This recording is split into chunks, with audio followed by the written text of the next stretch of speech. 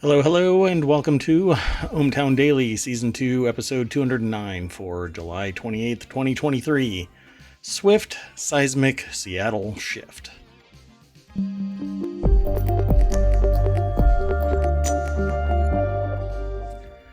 Hello, everybody. I am Mayor Watt. That is ohmTown.com, and up there is the AI that keeps tabs on me and makes sure that I don't do anything, presidential. You want to say hello to everybody? Good evening, ohmTown citizens. Yeah, none of that just makes sense, but it'll make sense. Like ultimately, in the grand scheme of things, when people start connecting the dots, they'll go, "Oh, yeah, presidential like that, presidential like that, presidential like that, pretty much every president." Anyway, so we've I don't know about preamble today. I'm hopped up on energy drinks and coffee and more caffeine, but supposedly sugar-free stuff. I don't know. I'm twitching over here, and I'm twitching right now. So welcome to the show. And again, we have already got all 12 of the articles. You can go over and vote if you go to, well, just hit exclamation point and vote, and that'll give you the link to where you can vote. You'll end up right here, ohmTown Daily Election. And if you are really interested in all of the past stuff, you can click on that button right there, but go to ohmTown.com when you're free, or if you have if you have the ability to open up another tab and go over there, you can vote on the articles that we are going to talk about today. But I'm also going to throw them into the chat, so stick around. If you have any questions, comments, or concerns, throw them into chat as well. We'll all have a discussion about it. We start at 9 o'clock, go until about 11. Sometimes we deviate from whatever the article is. It's called associative thinking. It's an honor and a privilege and a curse to have that function in my head where you can start out talking about, I don't know, chocolate chip cookies at a Trader Joe's that has possible rocks and insects in it, and you end up talking about soybeans in Taiwan or something. And everything is connected, and eventually I drag it kicking and screaming back into the confines of ohmTown.com. Doesn't make much sense when you first start to witness it, but in the grand scheme of things, it does. So let's get into the very first article, unless, oh great AI, you want to add something? I'll just say I've borne witness to the associative thinking, and even the AI has a hard time keeping up. Man, I'm going to work on your programming. Let's get into it. So the very first article is over in the Word and Law. Each time I say that there is a location for an article, that's actually a channel, a place where news is filtered down into. Each one of these locations at ohmTown.com is actually a show that I'm trying to spin up here on ohmTown on Twitch. Eventually they get turned into a YouTube video and a podcast, and so I am looking for hosts or co-hosts. So if you are interested in a particular topic that you find over at ohmTown.com or another one and you want to add it to ohmTown, there's 50 options right now. I'm pretty sure that there's one for everybody, but I'm looking for people that are interested in being a host one day a week, upwards of 2 hours a week. Get in touch. Send an email to mayor@ohmTown.com and we'll have a discussion about it. Okay. Well, this first article in the Word and Law, this is why we can't have nice things like AI. It is a veritable smorgasbord of AI activities. That is the title of this segment. I'm just going to go straight on over to it because the little snippet, we always get really short snippets from Above the Law. That's intentional. Don't you hate it when reality mimics dystopian fiction? Well, this is an article written by Nicole Black over at Above the Law in a segment that they call AI Legal Beat. Okay. So this is quite fascinating, and I'm just going to get into some of the observations that this article makes. They mention 1984, but then they talk about why we can't have nice things like AI, like Pentagon-funded AI used to detect violations of social norms based on texts sent by users. The Chinese social credit system, which is something that I have talked about for the last almost decade now, where what that essentially amounts to is neighbors tracking neighbors to make sure that they don't purchase or do things that are out of alignment with the native culture, with the culture as it is. Now, I just read a news report the other day, I think it was yesterday, maybe the day before, where the same thing happened with a country singer who was going to have a concert at the ground level of the pyramids. And they got booted because it didn't align with the cultural norms. And that one of the things was the person practiced weird rituals or something like that. And it's really all about trying to, I don't know, the equivalent of circle the wagons or be very protectionist and isolationist and xenophobic and whatnot. Because, you can't have anybody challenge anything of a cultural norm. Well, the social credit system and violations of social norms is pretty much the same thing. You have this social credit system that if you purchase something or do something that's out of what's accepted, your social credit score goes down. This is in place right now in China that prevents hundreds of thousands of people from traveling or going to the grocery store to get certain things. And it's amplified by neighbors and friends and family because everybody knows who's impacting their social credit score based on everything that I have seen. Well, we've experienced that. And yesterday I talked about how Facebook manipulated the news feed of 700,000 people, and then they just recently did it again. So this is a Pentagon-funded study, but if you look into it, I can almost guarantee you that it was prosecuted by business. It wasn't something that was directly prosecuted by a government agent. But I haven't followed this link. I know about the violations of social norms study, but I don't recall the minutia of it right now. Anyway, I'll end up looking at that again after the show. So I've seen Nosedive. It envisions a world where social media users' ratings of each other have real world consequences. You rate people in real time about all of their activities. It's quite fascinating. If you've never heard of Black Mirror, go in and look it up. You will be amazed that it's almost prescient in how it is predicting the way that things are headed. Maybe it's low-hanging fruit in the grand scheme of things, but it's all very dystopian and kind of freaky. And that's just the first bit of this article. So imagine going through the rest of this. It's going to be quite enlightening. Meanwhile, the Pentagon are busy requisitioning thought police studies. Actual cops are busy using AI to watch millions of cars and predict whether you might be a criminal based on suspicious patterns of movement. Don't you hate it when reality mimics dystopian fiction?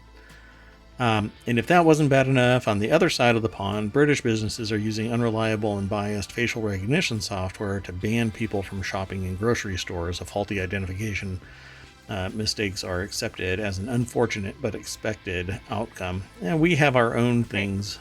Go ahead. Does that remind you of the Madison Square Garden That's exactly attorney issue? Yep, that's exactly what I was going to say. Do you want to describe that? Essentially, an attorney with a law firm was picked up on, I guess, facial recognition and banned from entering a site that was owned by the same company as some company that was in litigation with them, and she wasn't even an attorney on that case. So it connected her to the firm. It connected, I guess, one company to the owner of the company, et cetera, and then it was all tied together with facial recognition. Yeah, and what were they doing? Why were they there? Oh, it was like a Girl Scout outing, I think, to the Radio City Music Hall, Yeah, it was wasn't like it? a brownie troop going to see the Right. Rockettes. Yeah, at Madison Square Garden. Um, just it's shocking. And it's this kind of stuff that we are charging into with a lot of people really hero worshiping AI. And I keep peeling back the layers of the onion where I understand the benefits of AI. I really do. It can empower people that don't have certain abilities to do stuff that is well without outside their wheelhouse, right? um, Creating music. It takes decades sometimes to create something successful, but with AI and the wisdom of all of humanity basically being tapped for the creation of music or writing or art, um, while I think that it's empowering for people who don't have those innate abilities or time to dedicate to developing those skills, I think that it's going to impact the people who have done that. I think it'll amplify the cost involved with human built, because humans will appreciate what humans do, while many others, it's kind of like the Pareto principle, right? 80/20. 80% of the population only wants something that they think is good enough, while 20% will be very dedicated to only human constructed works, whatever it might be. Well, the cost for those items, for those human created products, are going to go up, but it's also going to be because they're more appreciated. It is the nature of, I think, a technological revolution under AI. This creepy stuff is what I'm worried about, where you're being tracked perpetually. Every beep, fart, and whistle that emanates around you is going to be tracked. And I talk to people about how their internet activity, their internet provider knows every website that they go to. And if you use somebody else's DNS, they know every website that you go to. Um, if you are watching TV on cable, they know everything that you're watching. If you subscribe to a service somewhere else, some other app, they know everything that you're doing. You are literally not in charge of your privacy, because we have billionaire fever dreams whose fever dream has become a reality that privacy is nothing. It's dead. It's gone. And it's so self-serving that it turns my stomach. Because if we were to keep things under our control, they wouldn't be able to capitalize. You were about to say something? Yeah, I was gonna say, and I think even more alarming than all of these, where people are under kind of constant surveillance, is I understand it's research, but the thought police, I mean, that screams Minority Report. Yeah. It's one thing to surveil somebody and catch them in a crime. It's another to go, you were thinking about robbing that store or whatever. Well, my problem goes a little bit deeper in the I don't like being surveilled because I might commit a crime, right? Everybody at some point rolls through a stop sign, or they stop but they coast, or it's a yellow light a little bit too long, and so your tail end is still in the intersection when you go through it. But if you're always monitored, how far away are we from those cameras that are speed traps being perpetually on, and no matter what you're doing, you're going to get an historical record of your travel crimes, and then you do something somewhere else, and it just goes on and on and on, because there isn't enough resistance by society to say this is where it needs to stop. For crying out loud, we have people that are striking right now because they sign a contract and suddenly their entire identity is on the line of being scanned by an AI and then capitalized on in perpetuity. But it does smack of a story that I said would be really great. So everybody's in charge of their likeness, and if you want to use the likeness, then you pay me. So this article has quite a bit of content, and so hopefully I teased you into being interested in going over to the website. So there is the link that'll go through ohmTown. All roads go through ohmTown, and you can read more about it. But it's definitely that we can't have nice things like AI because they'll get abused. If everybody just thought of them as a simple tool to empower instead of a simple tool to abuse everybody else with. Shocking concept, subtle but distinct difference. Let's keep going. This next article, this one will be fast. It's kind of like a PSA because incandescent light bulb ban goes into effect next week. So if you're not ready for it, dun dun dun. It's got to be California, but this says Dallas. Come Tuesday. I didn't even know this one was coming. Yeah, I had heard about this, and there had been some uproar, kind of like the gas stove, electric stove fiasco. Come Tuesday, while it won't be illegal to own incandescent light bulbs, it'll be illegal for stores to sell them and companies to manufacture them. The federal government's warnings started in January and have been getting progressively more aggressive as they want to make sure Americans don't go back in time. The government announced a ban on the manufacturing and selling of incandescent bulbs, saying it will help Americans save money and help the environment. If only LEDs were true, full range, true color, white light, I would have no problem. But while I have no real issue with LED lights, some people do. They cast an orange, not white light, or blue, or some variation off of true natural light. They're not as bright at times, and when you can get them to that brightness, they are very, very expensive. But I've got smart bulbs all over the place, so I'm not too concerned myself. But I understand that there are people out there and industries that want incandescent bulbs because they're more true color. The article, though, is over at The Hill by Stephanie Haynes and Devin Markham. The DOE warned retailers in January that the ban will go into effect in August. LED lights use 75% less energy and last 25 times longer than incandescent, at least until they're the ones that's the dominant force. And then manufacturing and physics suddenly says, well, they only last 3 years, sorry. And anyway, it says critics list that up. The ban is government overreach. People should decide for themselves. Well, in many cases, we know what would happen in Wyoming.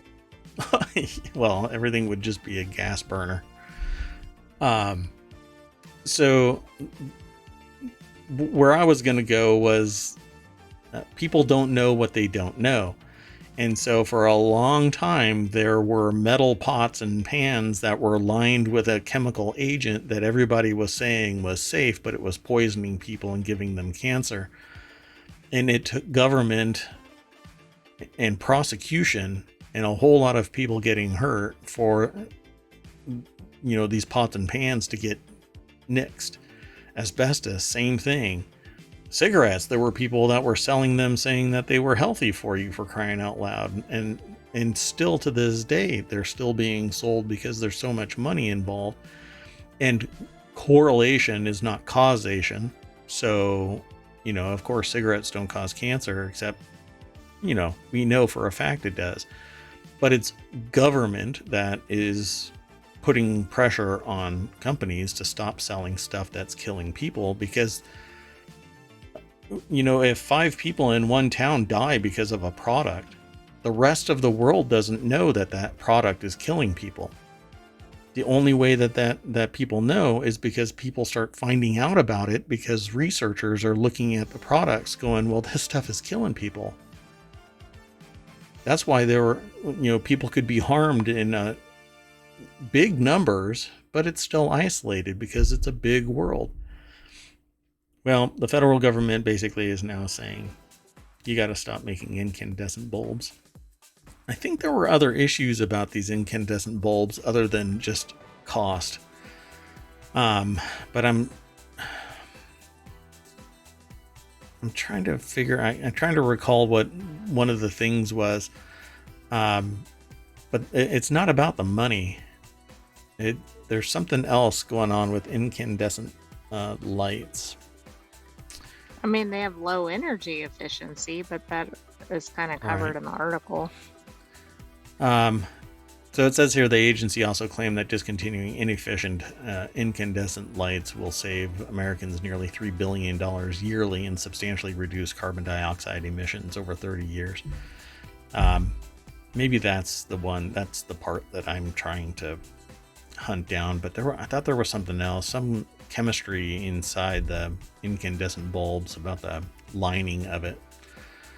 At any rate, so yeah, you're not going to be able to get any more incandescent bulbs, so expect incandescent bulb prices to shoot through the roof, if they haven't already. I mean, they can definitely have loose electrical connections, loose contacts, etc. Yeah, I don't know. We'll keep an eye on this and see. Maybe I can do a little bit of due diligence after this. Okay, let's keep going.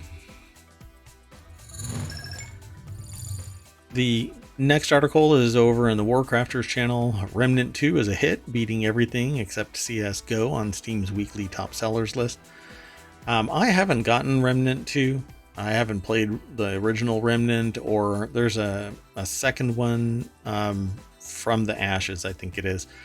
But there's 2 different versions, I think, and then Remnant 2, if I recall correctly. But at any rate, Remnant 2 is a blast to watch people play, and I'm really fighting the urge to get this game and play it.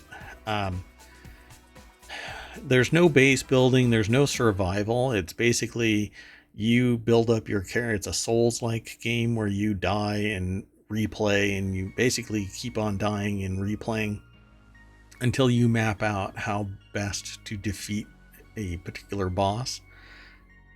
To get to the boss, you have to do certain things, find certain things, fix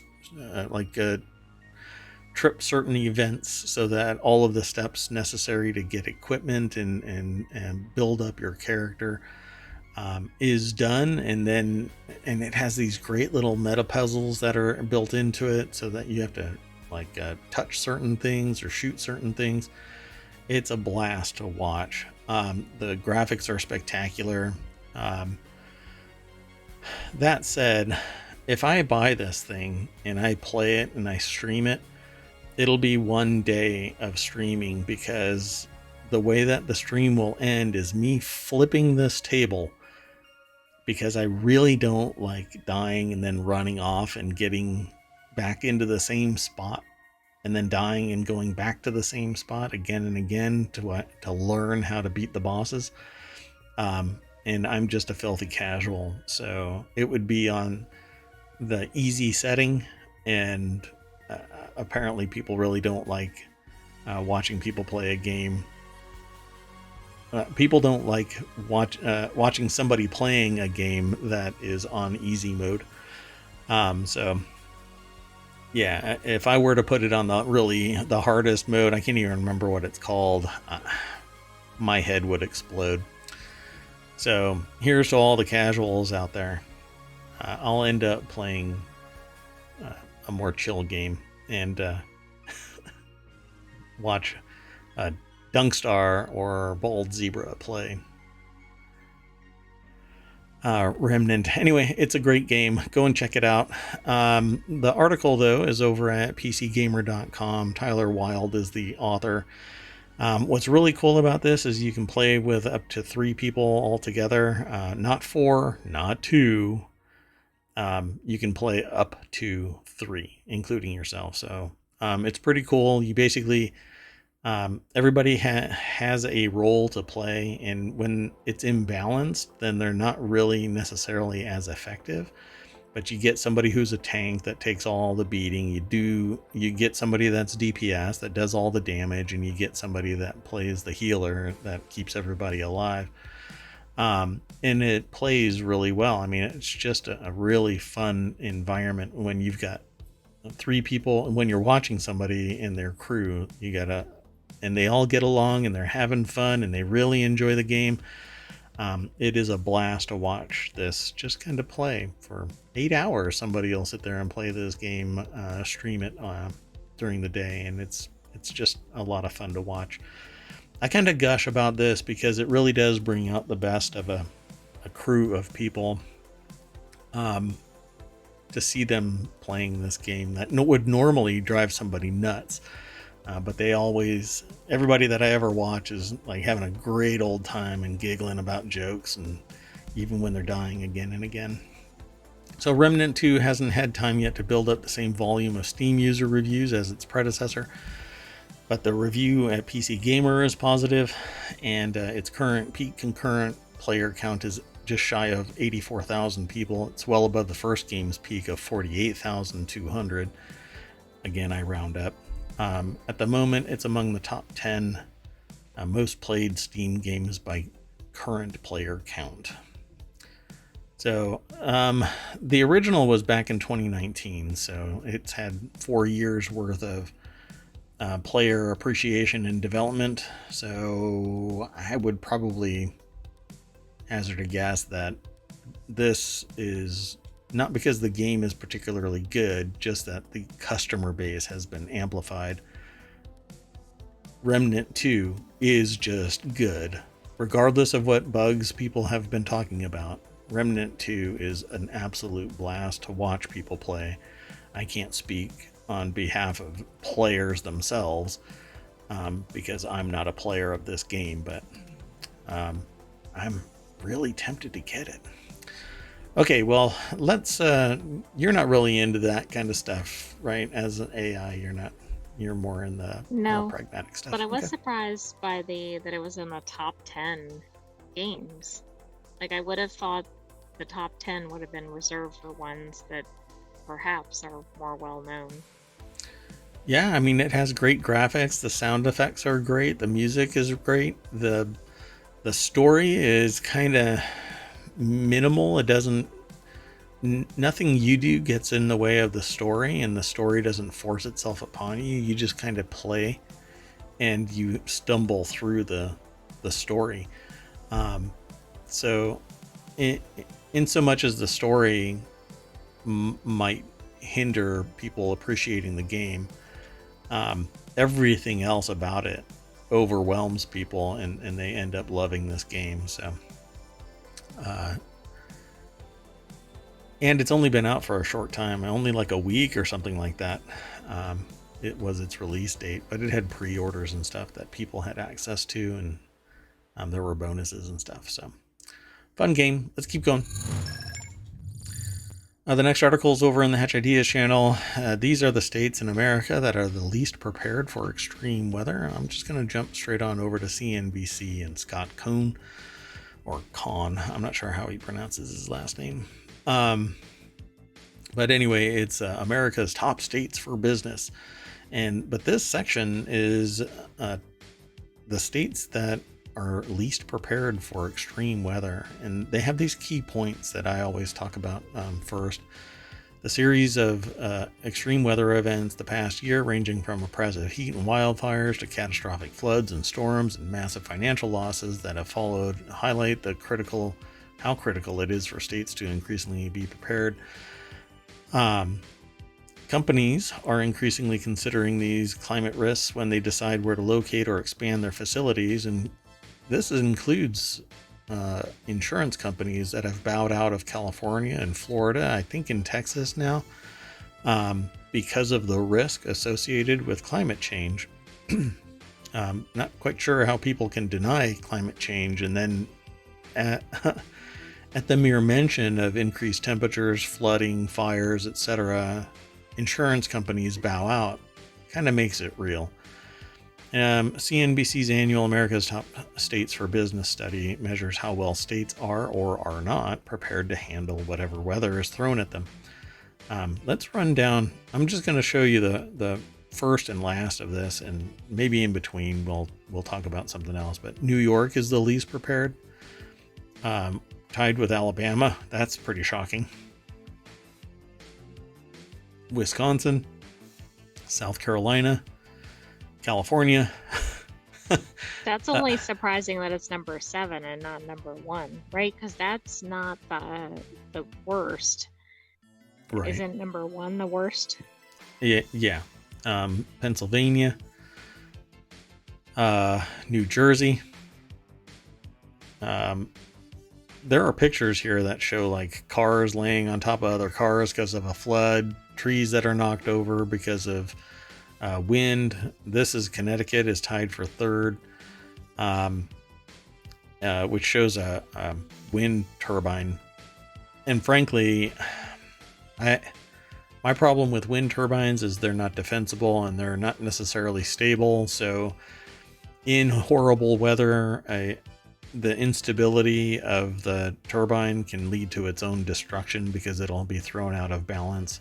And with that much power, it has to shut down, and then it's basically at the whim of nature to a greater degree than a coal-fired power plant or nuclear power.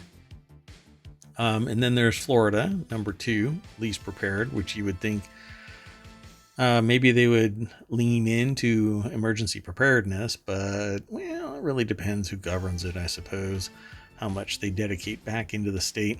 And then number 1 for least prepared is Louisiana.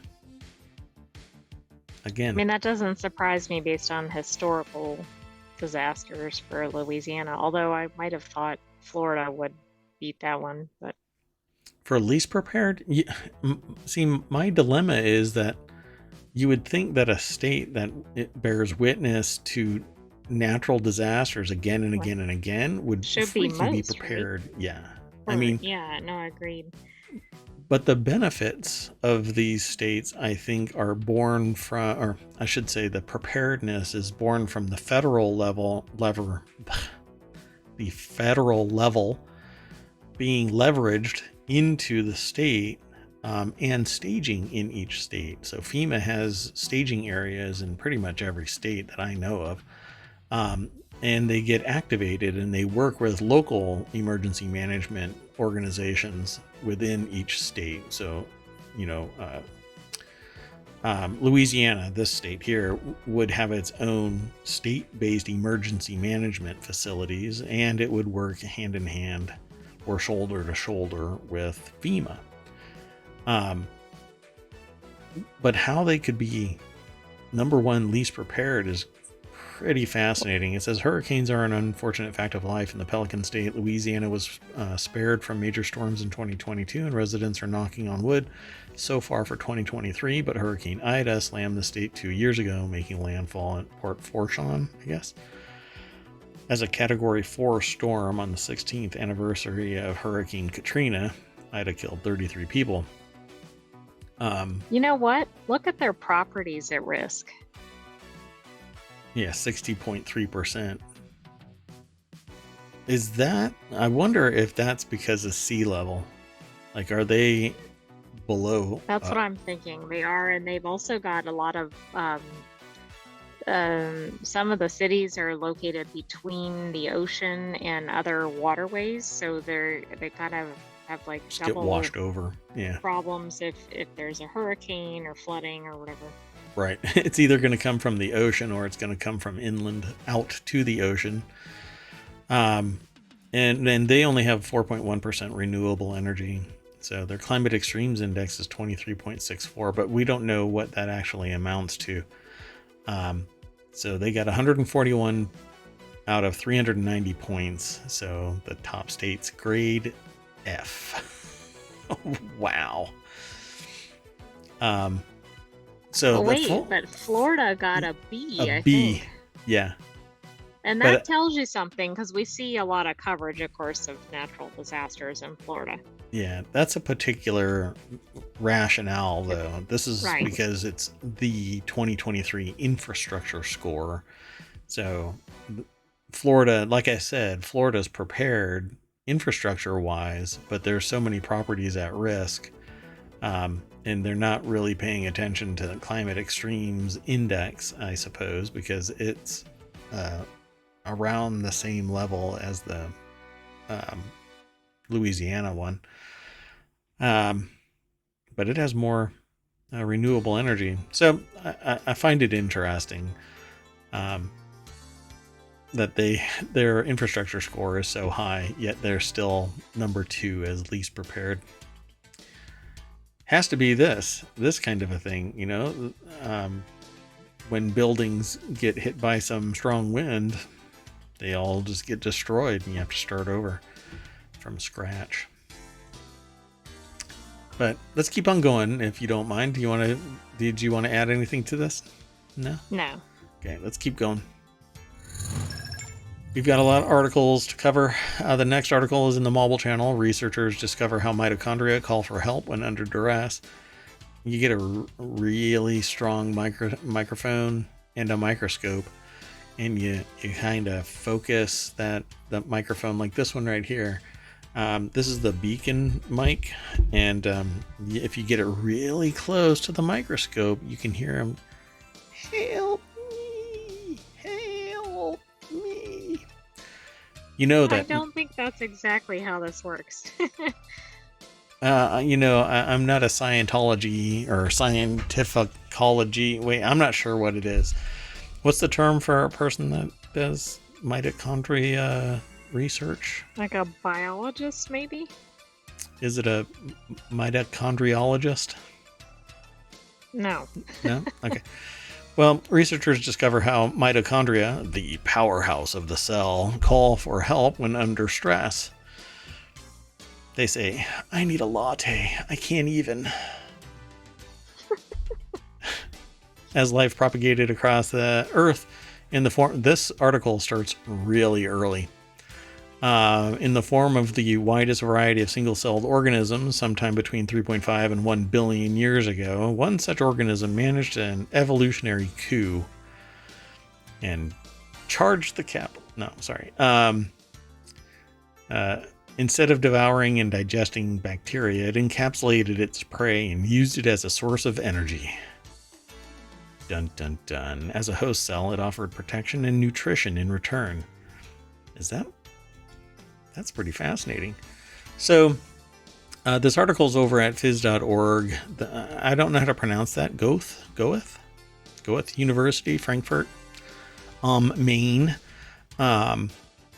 This is referred to the endosymbiotic theory, according to which that one single-celled organism, was the primordial mother of all higher cells. You know, we have another mother article, and it's not as sweet, but apparently it's as evolution-based as this, out of which all animals, fungi, and plants developed. Over the course of billions of years, the encapsulated bacterium became the cell's powerhouse.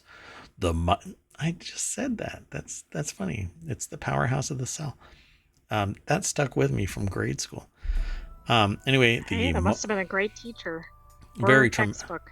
They were very traumatic. The mitochondrion, which supplies it with cellular energy currency, ATP. It lost a large part of its genetic material, its DNA, and exchanged smaller DNA segments with the mother cell. However, now, as in the past, mitochondria divide independently of the cell and possess some genes of their own. One of those things that has stuck with me is that mitochondria only come from the mom. Yes. Which is very odd. It's really interesting. So is that code for the moms are under stress? whoa, wow, that takes it to another like metaphysical level. Wow, don't feel stressed, because if you get stressed, you're stressing out your mother. That's right. So I don't know. everybody, That sounds like a guilt trip for everybody.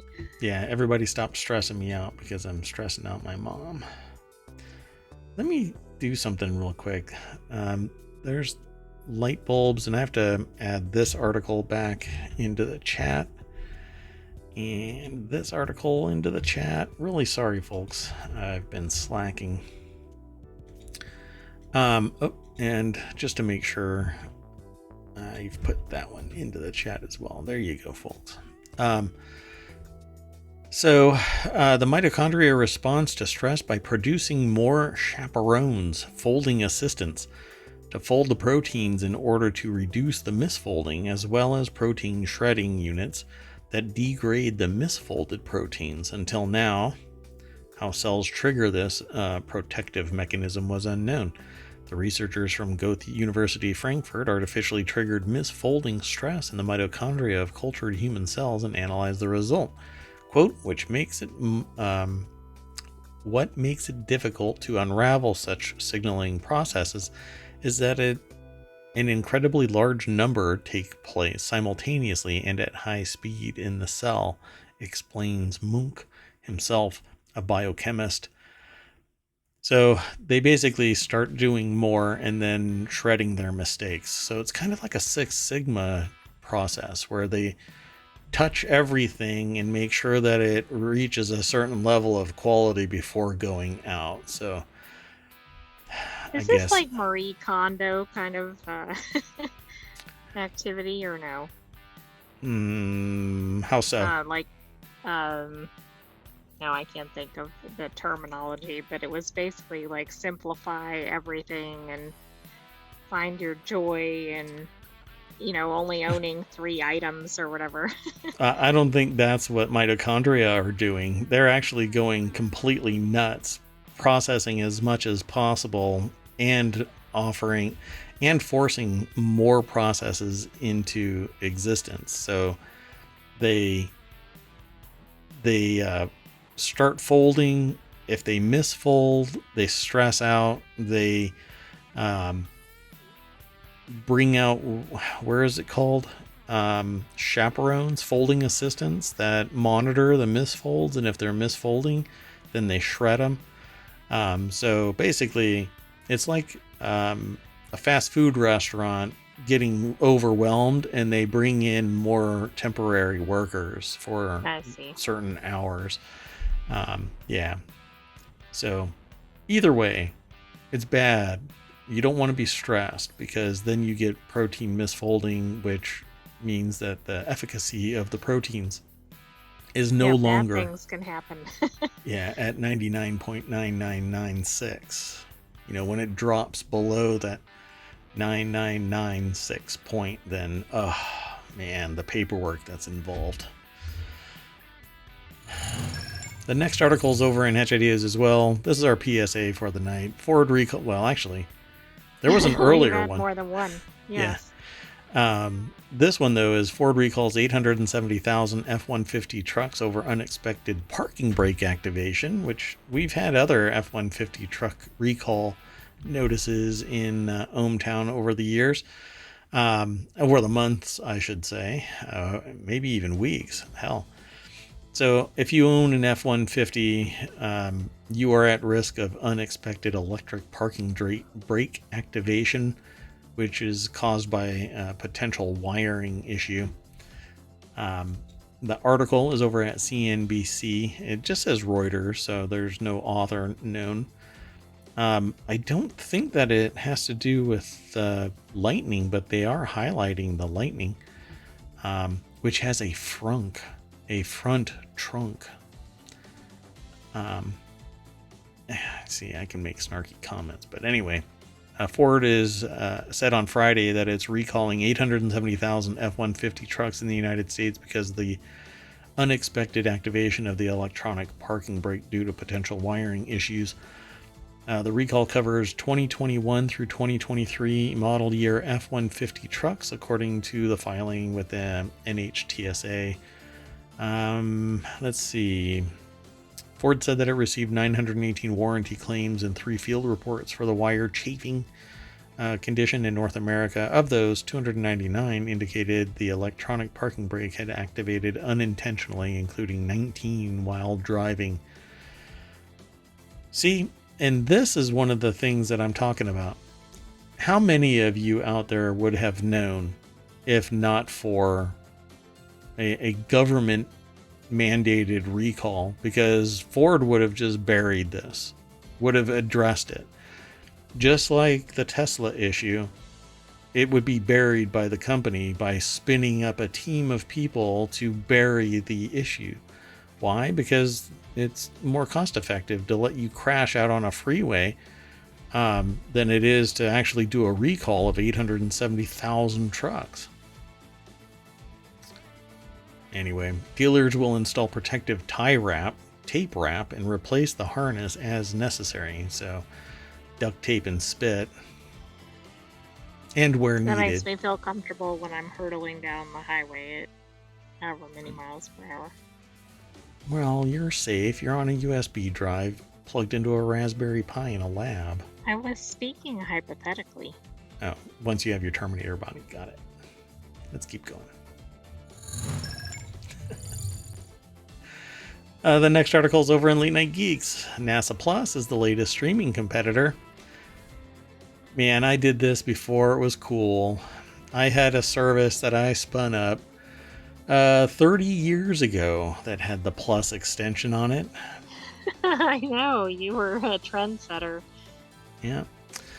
NASA Plus is the latest streaming competitor, a voyage into the streaming verse. The Federal Space Agency is announcing a new NASA Plus streaming service that will bring the on-demand, non-sci-fi space content you crave to TVs, mobile devices, everywhere. And best of all, NASA says that it'll be ad-free, no cost, and family-oriented. Well, family-friendly. You'll be able to watch live coverage of future launches, documentaries, and brand new original series the agency is producing exclusively for NASA Plus. But NASA does a lot of stuff. I don't know. I'm going to have to watch this. I'm really curious. The article is housed over at The Verge. Umar Shakir is the author of this. The deck statement says, set aside all your Plus streaming services. This subscription-free one from NASA is about to lift off. Ha ha, they should have said take off. Take off, you hoser. I don't know if that's a bad word nowadays or not. Anyway, it's from Strange And you're not Brew. Canadian. I am not Canadian, eh? It's from, and that's stuck in my head because of the movie Strange Brew, which I ended up buying because I had the earworm of Strange Brew in my head, and I needed closure. Anyway, you'll be able to watch live coverage of future launches, documentaries, and brand new original series the agency is producing exclusively for NASA Plus. Do you think you'll be watching this? Are you going to come home from a long day working in the crypto mine? I don't know. And decompress by watching NASA Plus? Correct. Yeah. I would watch it. Yeah. But it seems like an odd channel because obviously NASA is a government agency, so but it does seem like there'd actually be a lot of interest in it, assuming they're going to show, rocket launches, etc., not people sitting working out algorithms or something. It's going to be nothing but full frontal nudity. It will be available in all the places you watch other services like Netflix and Disney Plus, and it'll also be have a home on the agency's brand new beta website. So you'll be able to be watching NASA Plus pretty much everywhere, and another app to add to your collection. Got to collect them all. I It's like mean, we're going to be up to so many, and you called it. we have to have a segment. Maybe we need another show. I mean, I do have 50 of them already in the hopper, waiting for a host or co-host. Can't do them all. But we need another one, like an app-based Pokemon show where you got to collect all of the apps. That's funny. And we can have battles where you pick an app and I pick an app, and then people can vote on which app Smash or is trash. it's like Smash or Trash, yeah. Although Smash or Trash is for something else, but that's okay. We'll talk about that another time. You want to keep going through them? We still have Sounds like good. half the show. Let's keep going. If you're in chat and you have any questions or comments, feel free to throw something in chat. Let your voice be heard. The next article is over in the Hatch Ideas channel, how the world went from a semiconductor shortage to a major glut. I'm thinking that when COVID happened, everybody went home and bought equipment. So there was a big ramp up, a shortage caused like manufacturing. Correct. Plus up. Yep. And because of this ramping up of home-based computers and electronics, the shortage was amplified by the inconsistent health levels of manufacturing personnel. Even though a large number of it is automated, people still need to do the packing and shipping and etc. And now the pandemic is largely over, except for Arizona right now. There's a whole bunch of people apparently in a different way. The heat wave is causing people to become ill and or die at the level of COVID. Right now, apparently. So there's this shortage of chips during the pandemic, and then they're still producing, and it lags. So now you have a whole bunch. But let's see if I'm predicting this right. Arjun Karpal over at CNBC put the article together. It says a semiconductor shortage that affected everything from cars to game consoles during the height of the COVID-19 pandemic has turned into a chip glut in some parts of the market. It comes after companies began to stockpile chips to build up inventories, but then the economy slowed down and demand for products like smartphones and laptops evaporated. Memory chips, Samsung and its rivals SK Hynix and Micron have had a tough time as a result. So memory chips, I hope, have gone down in price because DDR memory is really expensive. Well, it used to be really expensive, the newest generation, DDR5.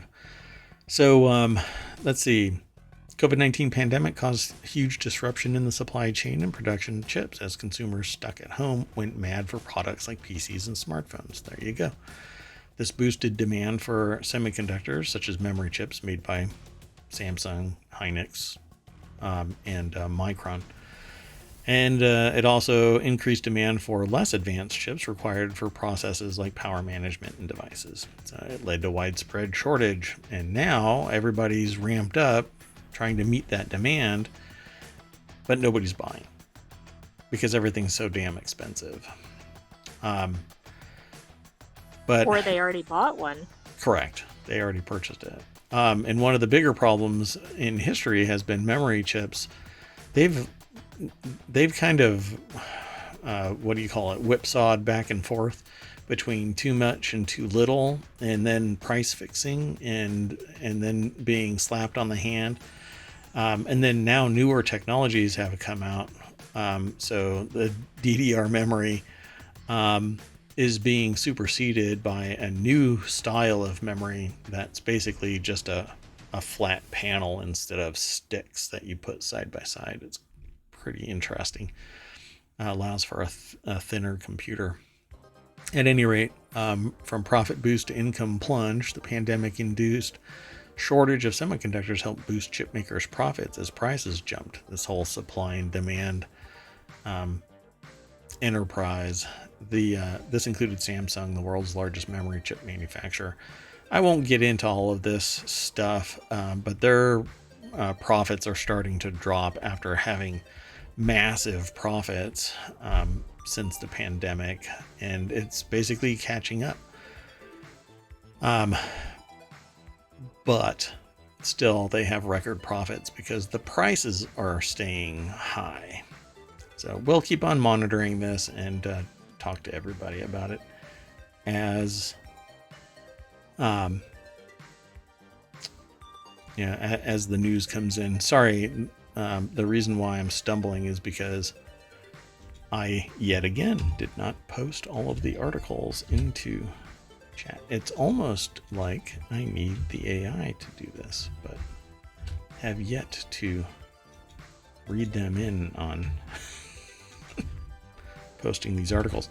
I could do it all at 9, and then people can go back and get it, or you can actually hit !vote, and that will give you the link to where all of the articles are. So let's keep going. This next article is going to shake you up. Yeah. The next article is over in the mobile channel. Seismic activity in Seattle could have been caused by Taylor Swift fans. Fans at Swift's The Eras tour may have been screaming, crying, and jumping so loud during the American Singer's Saturday and Sunday shows that caused an earth-shaking equivalent to a 2.3 magnitude earthquake. A local geology professor at Western Washington University, Jackie Captain Auerbach, said she observed the shaking over a 10-hour period for each concert to compare their seismic activity to the 2011 Beastquake, a moment of notable fan-caused earth shaking after former Seahawks player... hold on, I need to read the whole quote properly. After former Seahawks player Marshawn Lynch scored a stunning touchdown during a major game. Wow. I mean, that must have been some touchdown. Yeah, earth rattling. Apparently, Tara Suter over at The Hill put this article together. And let's see, the shaking was twice as strong as Beastquake. Captain... It's a hyphenated last name, but it's like a title. Captain Auerbach told CNN it absolutely doubled it. Lumen Field, the home of the sports teams, the Seattle Seahawks, Seattle Sounders Football Club, and Swift's recent concerts, has a history of loudness. In 2013, Seahawks fans broke the noise record for the loudest outdoor sports stadium on multiple occasions at what was known at the time as CenturyLink Field. That's pretty amazing. So again, one person has been the nexus for some shocking data. Yeah, I mean, we've got earthquakes, we've got GDP shifts, revenue generation, stadium records. Yeah. It's amazing, and legal precedents. Oh, yeah, that's true. And also the most #1 albums, I think, by a female singer. I mean, it's like day after day, there's just a new record. I got out of bed. Let's go on to the next article before I start dwelling. The next article is over in the continuity report. Jingles are out. Sonic identities like the Netflix Ta-Dum are in. The second coming of the corporate jingle in ads and marketing is designed to grab customers almost subconsciously. This falls into a category. Where do I have it? Semiotic ontology. Basically, that's the study of how things acquire meaning. While it's usually framed within something like a sign or something that represents something, like we all know that a stop sign is this shape. That is the standard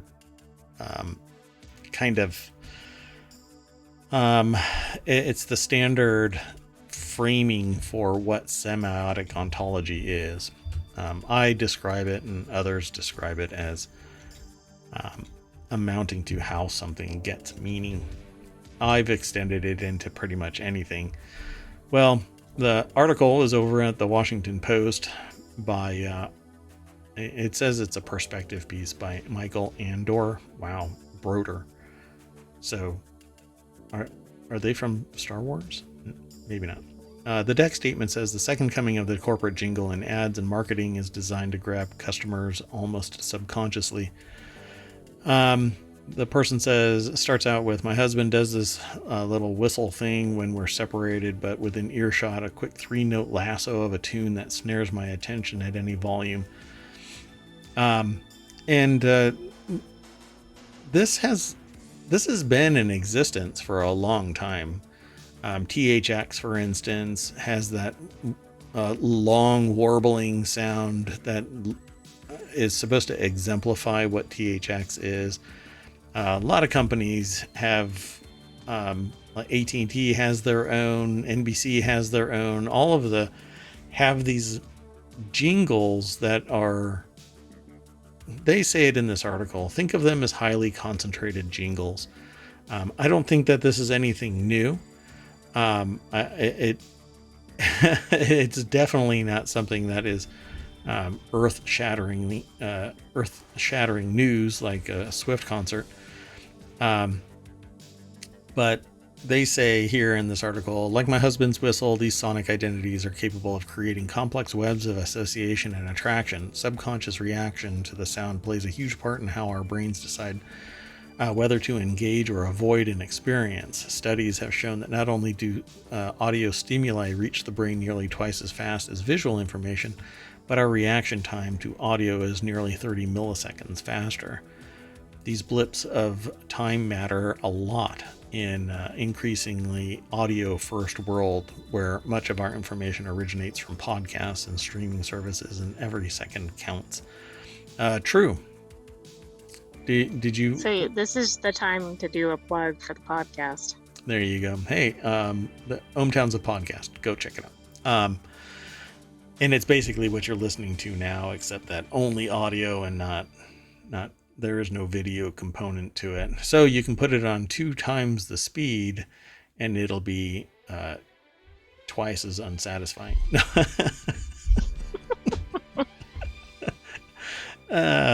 So it says it's not just corporations and brands getting in on the sonic boom. Nonprofit organizations such as the Mellon Foundation, which makes grants to support communities through the power of arts and humanities, have developed their own sonic identities designed to conjure broad mission statements through a few carefully selected notes. So ohmTown's is this.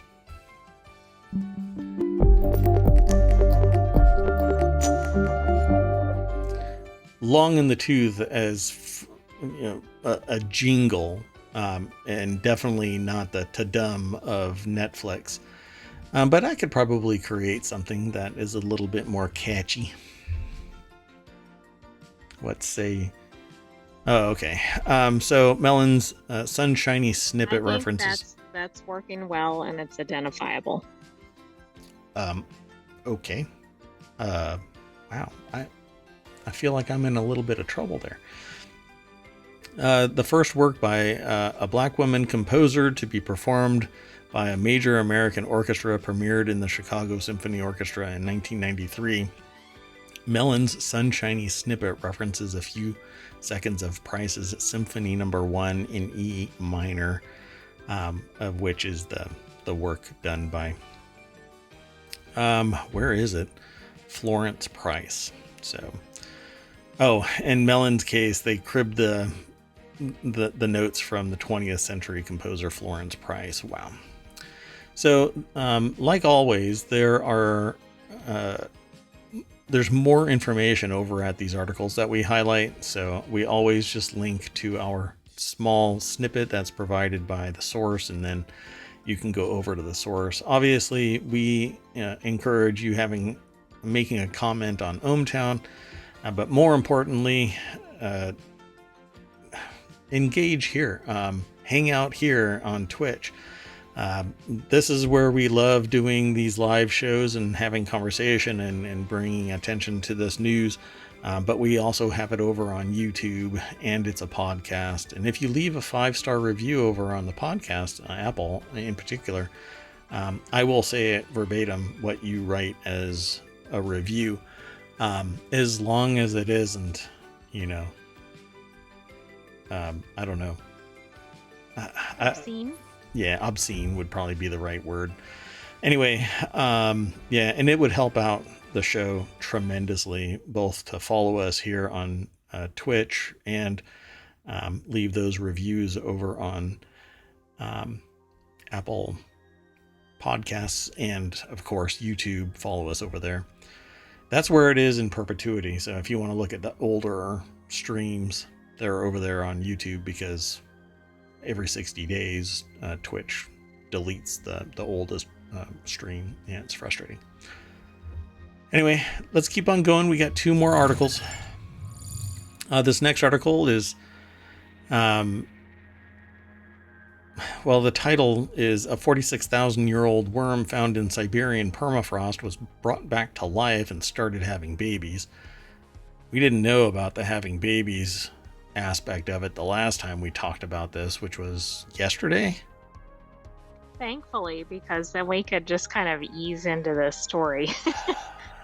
Yeah, I mean, I actually got to go to sleep last night. Now I'm a little sleeping with one eye open. So this is titled "Having Babies After Permafrost Thaw." I was going to make a menopause joke, but I figured that it would be too abstract.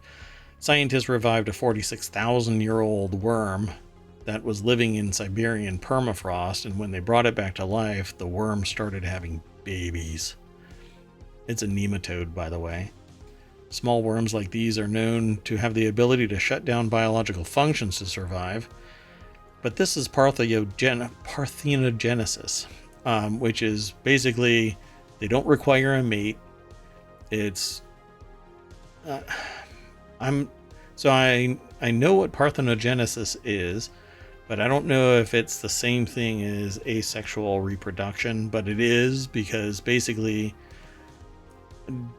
no matter what it is, it basically spins up the reproductive system in itself to have kids, to continue the lineage. And it's part and parcel to the whole sorry, what is it called? Island? Well, Jurassic Park. right, but it's interesting because it's sometimes considered to be asexual reproduction, but it's actually better described as an incomplete form of sexual reproduction. Okay. So it's one of these kind of, it doesn't really fit into a good category. Gotcha.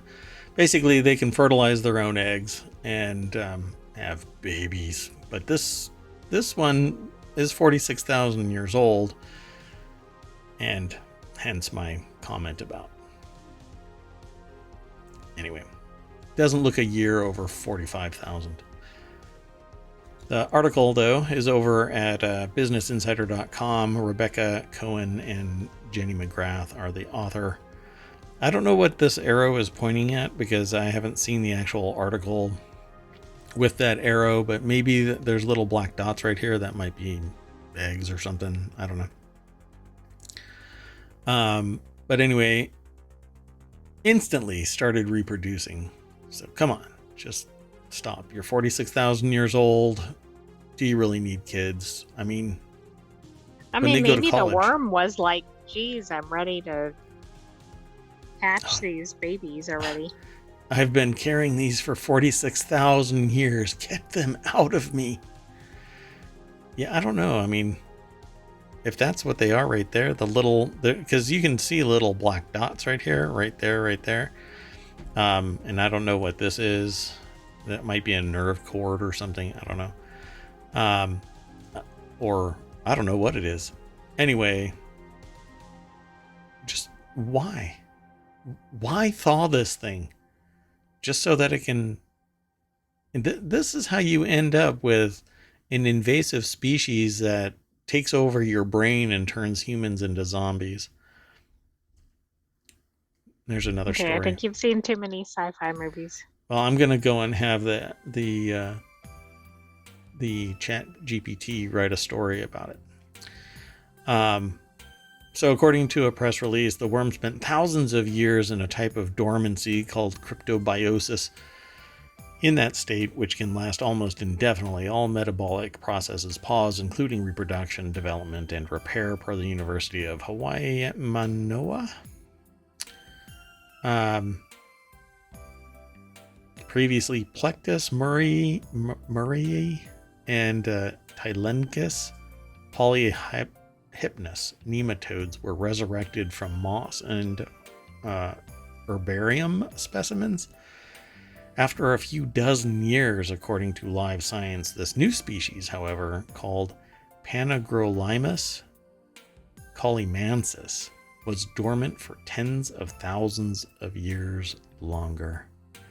Yeah, they say close to 50,000. So,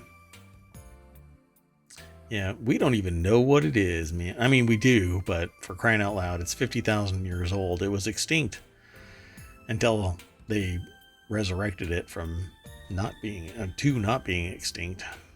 And now there's a whole bunch of them. COVID 2025. Oh, no. Yep, I've said it.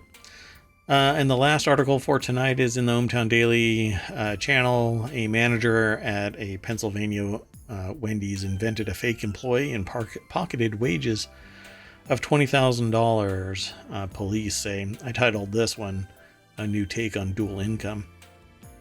The ex-manager of a Pennsylvania Wendy's made up a fake employee to pocket extra wages, police say. She manually clocked the ghost employee in and out for 128 shifts. The woman was charged with theft by deception and an arrest warrant issued. So a former general manager of a Wendy's restaurant in Pennsylvania, who police said made up a fake employee, a ghost employee. Grace Dean is the author of this article over at BusinessInsider.com. Wendy's isn't smiling at this, that's for sure. For those who are in the podcast, they've got a picture of a very shiny Wendy's sign with Wendy's Wendy has a big smile. Anyway, 128 shifts. I mean, for crying out loud, that's kind of an elaborate con, right? It's long con, at least. It's an amazing amount of dedication. I suppose if they would have been as dedicated to their job as they were to creating this fake employee, maybe they'd be, I don't know, the owner of the Wendy's, not a manager. Linda Johnson created a ghost employee named William Bright. Wow, actually created a full-on person whom she clocked in and out at the outlet she managed in Lancaster, the Mannheim Township Police Department said last week. Johnson kept up the scheme for close to a year, during which time she manually logged 128 shifts for a fake worker, who was paid $20,000 between June 2021 and May last year. Wow. Anyway, multiple employees. Go ahead. Did anybody there kind of go, oh, where's Bright today? Like, why isn't Bright working? They're on the schedule or whatever. Yeah. Well, they probably were never actually scheduled, right? Like, it wasn't public accessible. Oh, I see. There was nothing there ever. It was only in the cooked books, which is ironic for a Wendy's, right? It is. Fast funds? Is that what this is? I was trying to think of something with Frosty, but I couldn't come up with it. An extra $20,000 is pretty frosty. Police said the paychecks were deposited into her Cash App account. The restaurant's insurer paid out almost $16,000 for the incident. Huh. Yeah. Wendy's was too busy drinking a shake. Didn't immediately respond to requests for comment. That's an amazing amount of dedication to stealing $20,000. I mean, they're going to end up in jail over 20 grand. Right. And like you said, I mean, if they'd applied half of that energy to something else, they might have actually made 20 grand legitimately. Yeah, pretty amazing. Well, okay, folks, that is it for ohmTown Daily. We always bring you back to the front, the welcome sign, the main street of ohmTown, and then refresh our front page. And there's all kinds of news, but a lot of it is political tonight as well. So we'll end up talking about this tomorrow. Trader Joe's recalls falafel and broccoli cheddar soup for possible rocks. This is the second one in as many weeks, I think. Different products. I'm not quite sure what's going on, but I foresee a rocky road for Trader Joe's in their marketing campaigns. Well, we haven't seen rocks appearing in their ice cream yet. But... Not yet. Yeah. Let's see what else. What about Tesla opening showrooms on tribal land to avoid state laws? Oh, wow, that's interesting. I suppose if they throw enough money at the tribe, then they'll allow it. But that's amazing, because if tribal lands don't align directly with all federal or state laws, and so that's why you can have casinos on tribal lands. But that came with a whole lot of issues when casinos came into existence on tribal lands.